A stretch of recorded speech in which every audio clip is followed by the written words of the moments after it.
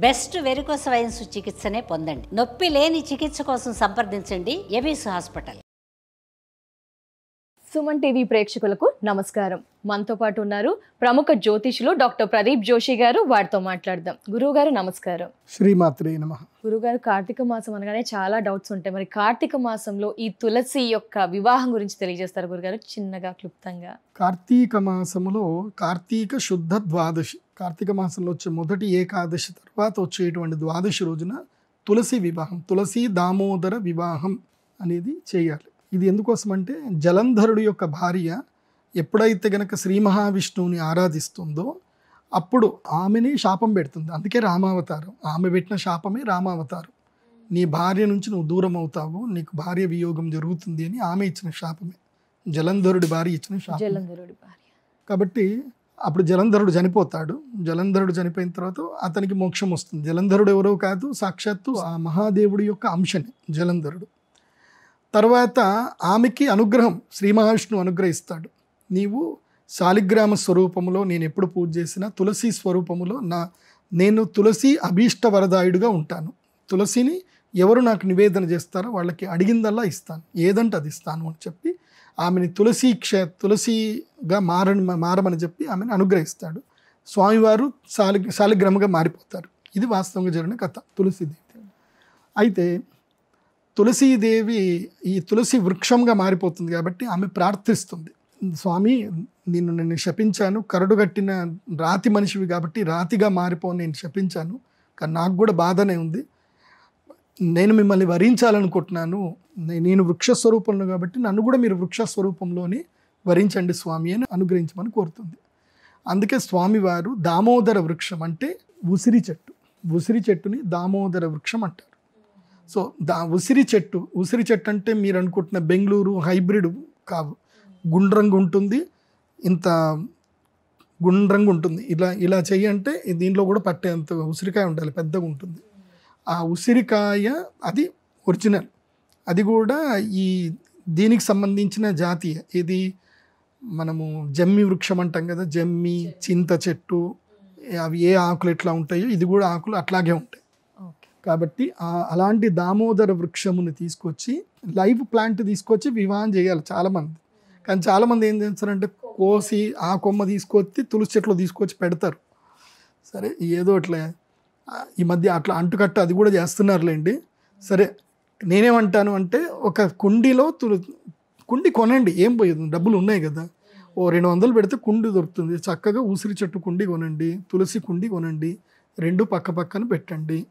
పక్క పక్కన పెట్టి తులసి వివాహము, ఇది కార్తీక శుద్ధ ద్వాదశి రోజున తులసి వివాహం చేయాలి. జీలకర్ర బెల్లం పెట్టడం, మన మనుషుల పెళ్ళిళ్ళు ఎలా చేస్తామో అలాగే పెళ్ళిళ్ళు చేయాలి.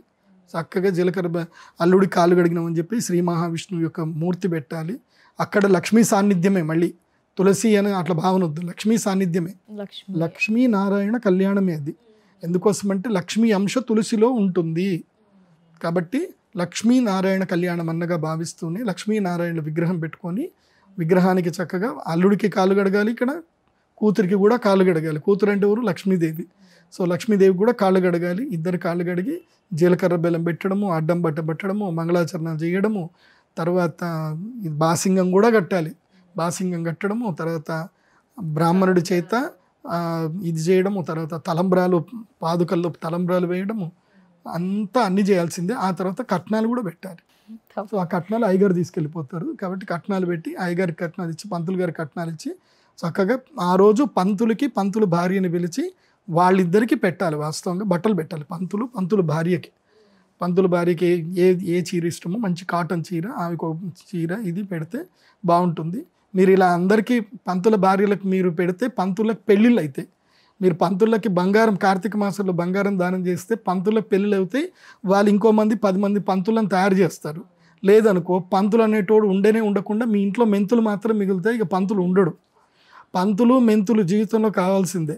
పంతులు గారు లేవనుకోండి పుణ్యం రాదు, మెంతులు లేవనుకోండి డయాబెటీస్ వస్తుంది. డయాబెటీస్ పోవాలంటే మెంతులు కావాలి, పాపం పోవాలంటే పంతులు కావాలి. కాబట్టి మెంతుల్ని కాపాడుకోండి.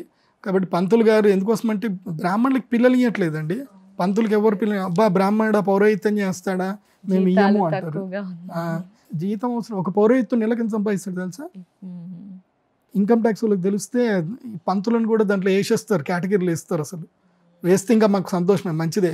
పంతులను కూడా మీరు సర్వీస్ అడ్వకేట్స్, ఇంజనీర్స్ వాళ్ళందరినీ ఏ కేటగిరీలు ఇస్తున్నారో పంతులను కూడా మీరు సర్వీస్ కేటగిరీలో వేయండి, మాకు కూడా లోన్లు వస్తే అప్పుడు మాకు కూడా పిల్లనిస్తారు. కాబట్టి పంతులు, ఒక పంతులు చండీ వచ్చినటువంటి వాడైతే, దేవి సప్తశతి బాగా వచ్చినటువంటి బ్రాహ్మణుడైతే నెలకు 3 లక్షలు సంపాదిస్తాడు. 3 లక్షలు.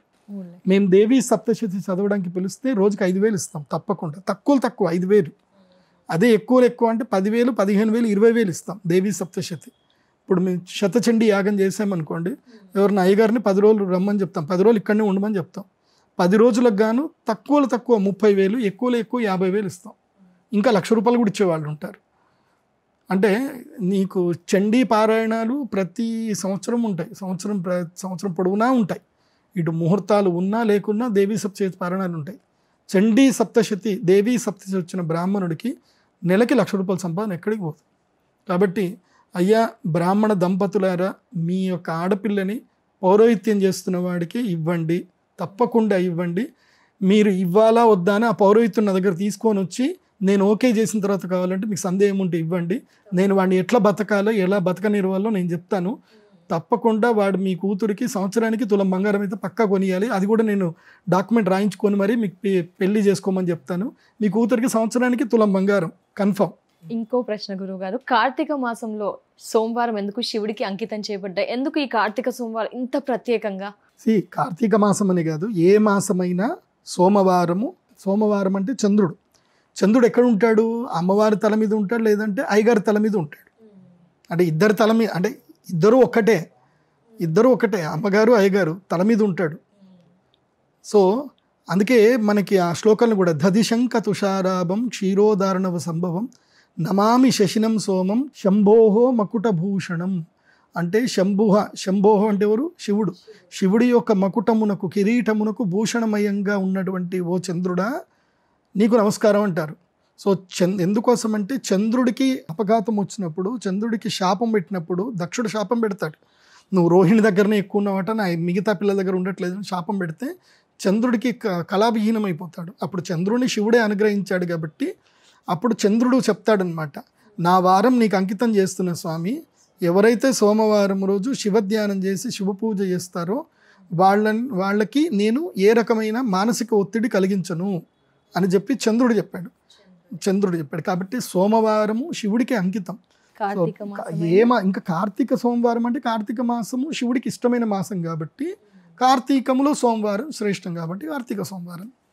సో సోమవారం ప్రతి సోమవారం శివధ్యానం చేయాల్సిందే, ప్రతి సోమవారం పూజ చేయాల్సిందే. ధన్యవాదాలు గురుగారు, మీ విలువైన సమయాన్ని కేటాయించి ఈ కార్తీక మాసం, దీపావళి అంటే ఏంటి, చాలా వివరాలన్నీ కూడా చాలా క్లుప్తంగా యంగ్స్టర్స్కి, పెద్దవాళ్ళకి అందరికీ అర్థమయ్యే విధంగా చాలా చక్కగా కొన్ని పరిహార మార్గాలు కూడా తెలియజేసినందుకు చాలా ధన్యవాదాలు గురుగారు. నమస్కారం. శ్రీమాత్రే.